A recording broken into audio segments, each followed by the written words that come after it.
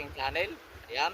Shout out po pala sa mga viewers ko diyan, sa mga nag-comment ng mga previous na video ko.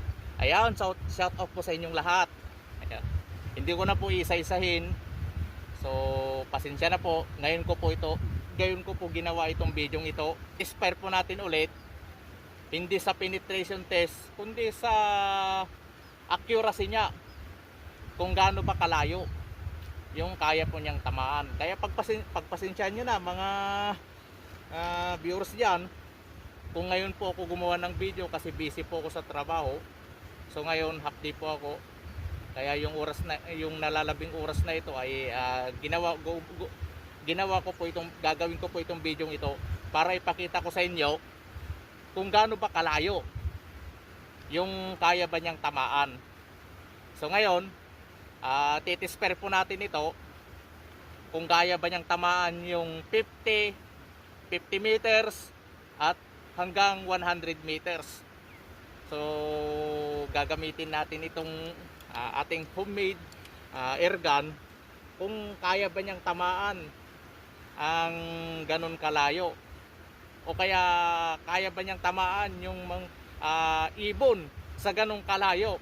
So kung gagamitin po natin ating air gun at malayo yung ating babarilin na ibon, may layong 50, 100 meters, so makikita natin kung pwede ko bang gamitin o pwede ba natin gamitin ito.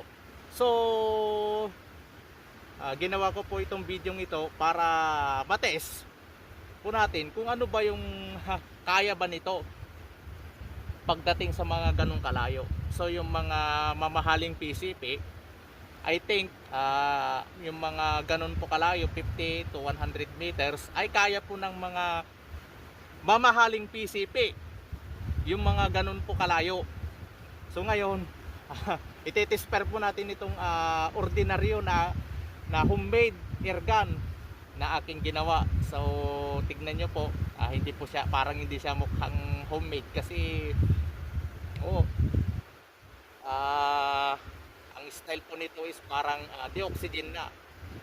So multi-purpose po ito. So ngayon, subukan natin. Kasi nung nakarang araw, so ginamit ko po itong ating air gun na pinang-hunt nung nakarang araw, pero nakahuli ako ng 6. I think yung mga kadalasang layo na nababaril ko kapag ginagamit ko po itong aking air gun as may layong 10 to 20 meters.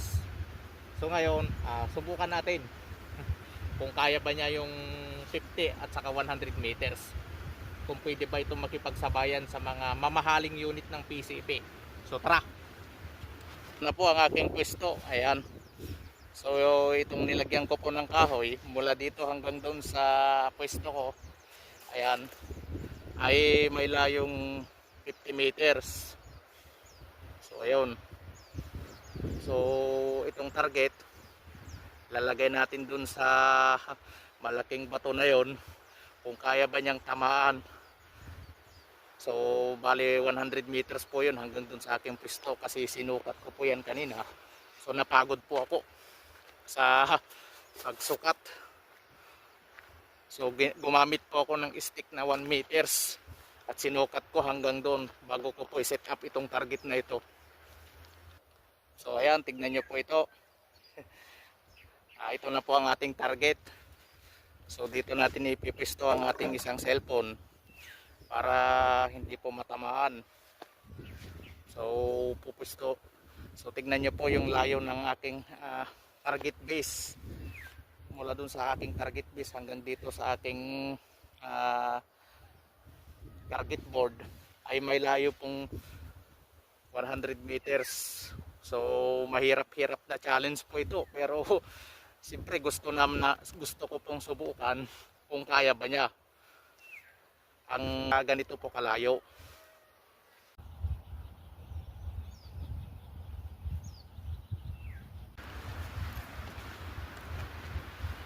So ayan, magtitisper po tayo. So nilagay po natin ang isang camera po natin doon, isang cellphone. So ayan, try natin. 100 meters. So 1 cut lang muna ang gagamitin ko.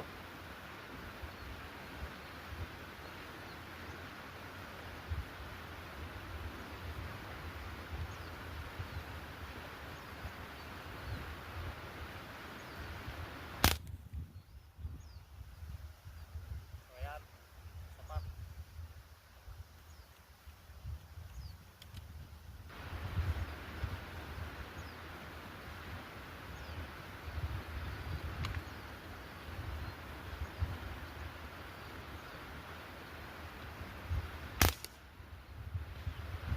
Wala pa rin.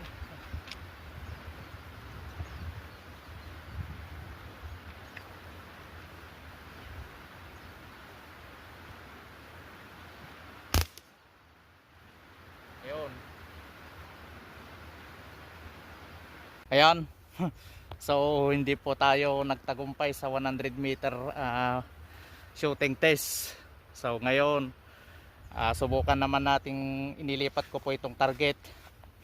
So may layo po tayong mula doon sa target base ko, doon sa pwesto ko is may layo po tayong 60 meters. So subukan kong barilin yung itim na yan kung matatamaan sa layong 60 meters naman.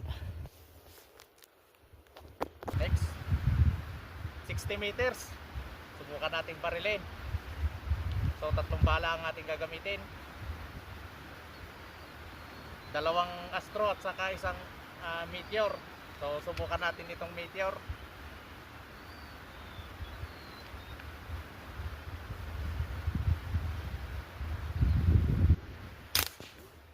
Wala. Isa pa.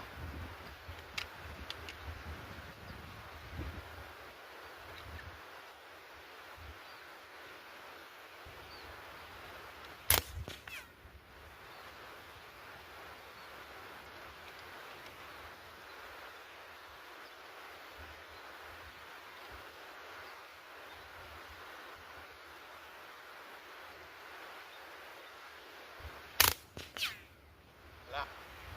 So yan, tignan natin kung natamaan yung target sa layong 60 meters. Ayan, 40 meters. Subukan natin barilin ang target sa layong 40 meters. So hindi pa natin nakakarga na itong ating airgun kung makakatama ba ito sa 40 meters. So pang-6 na shot na po ito. Tignan natin kung kaya pa sa 6 shot ay pang 7 shot. Ang wala ta. Ito pa.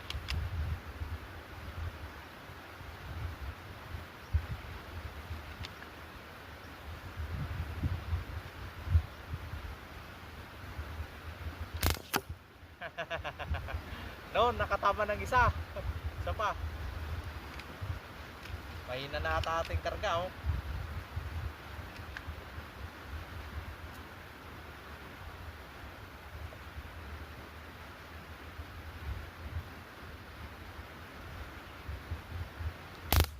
No, miss.